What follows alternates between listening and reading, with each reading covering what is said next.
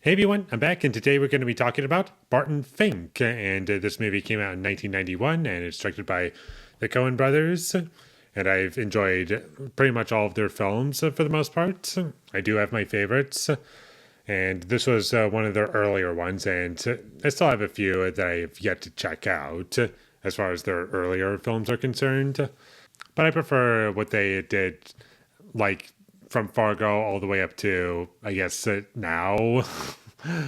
Well, their track record isn't exactly perfect, in my opinion, but I do prefer their, I guess, later work, like Fargo to now, than pre Fargo, because as of right now, they just don't connect with me as much. But this one was still really enjoyable, and the only other one that I've seen as far as their earlier films, like before Fargo, that I've seen is Blood Simple, which I remember enjoying, but like this one didn't affect me as much, and it still had things that I liked about Coen Brothers movies. And as far as presentation goes, it very much felt like a mix between a Coen Brothers movie that I'm familiar with now and a David Lynch film.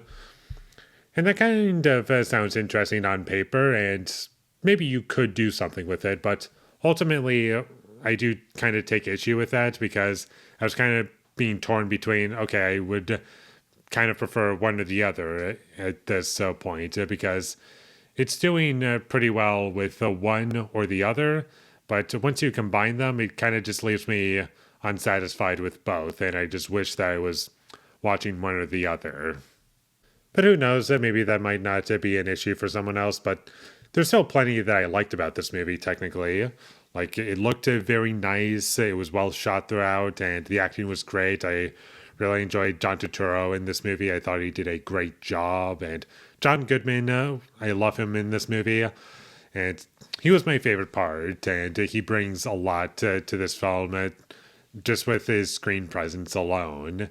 Like, I think that's part of the reason why I think he adds so much to this film is just because he has really great screen presence, and it goes a long way.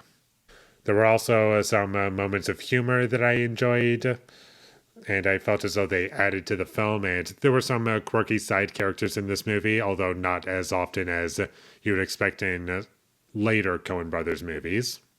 And there were some interesting characters that I did enjoy seeing on screen, and this movie had some good scenes and parts that I did enjoy. And overall, I will say this much: I enjoyed the second and third act better than the first act because it just wasn't connecting with me all too well. I was just left wondering, yeah, I just wish there was something else to chew on here because I just wasn't attached to it very much. And I think part of the problem is that our main character doesn't really talk all that much in the first act. He talks a lot more in the second and third acts, and you get a better understanding of his character. But in that first act, I just found him to be kind of weak and uninteresting. And overall, when it comes to characters in this film, I will say that the main character was my least favorite character in the whole film. And personally, I do find that to be a huge problem. Not saying he was a bad character, I just didn't really connect with his story all too well. I also did kind of feel the runtime at points. This movie is almost 2 hours, and I do feel as though it could have been shorter. And it did feel repetitive in the first act, especially. Like, I wasn't really getting a sense of progression in terms of the story or what it's trying to get at. I just found it to be kind of empty at times, if that makes sense. And this also kind of comes back to me comparing this movie to a Coen Brothers movie and a David Lynch film. But I do feel as though one thing that was dragging this movie down and probably would have worked for me a lot more, and maybe I would have walked away loving this movie, would be if I was just more in love with the tone of the movie more. Because since I left away feeling kind of torn between a Coen Brothers movie and a Lynch film, I feel as though what it's doing tonally just kind of misses for me, and I just feel kind of just a swing and a miss in a few senses, but still a good, solid movie that I would recommend. But I'm not rushing out to see this one again. I'll watch it again at some point, probably if I'm going to rank all Coen Brothers movies. Like if that's going to happen, although I don't even know how I'm going to do that because at this point they split up and now they're doing their own thing. So how do I rank them? Do I do two separate videos? Do I do a video for each Coen Brother movie that they're credited for, even if they're not officially credited? Or like, how's that going to work? I have no idea.